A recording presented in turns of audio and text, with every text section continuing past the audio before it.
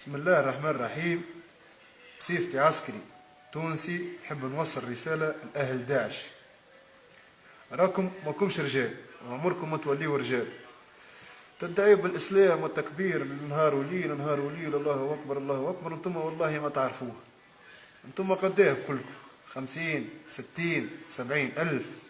نحن نقولوا عنا 1000 عسكري في جيش تونس، أشرف منكم وأرجل منكم ومستعدين ندافع على أمك وأختك اللي أنت خليتهم طيشان هنا في تونس. ان شاء الله تفهمني يا غالي، يلي تفهم، يلي تدعي بدين الاسلام، يا موسخ يا حوثالة المجتمع، مسخت لنا ديننا قدام العباد الكل.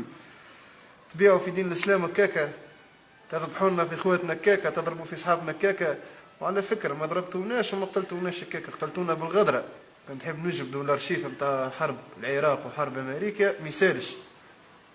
قداش من عسكري امريكي مات بالغدره، حاجه عاديه ما تفتخروش بها هذيك. الحمد لله يا رب، الحمد لله. حتى اللي ماتوا شهداء يدافعوا على جال بلادهم، لا ضربوا على الفلوس لا ضربوا على حتى حاجه. اما انتم ما فيكم حتى واحد راجل ما كسب حتى واحد ريحه الرجوليه. وبكلكم ما تنجموا تعملوا حتى حاجه لتونس. تونس هذه ما يمسها حد، عندها رجالها واقفه عليها. ان شاء الله ميساج يوصل لكم يا مخنثين يلي ماكمش رجال. السلام عليكم.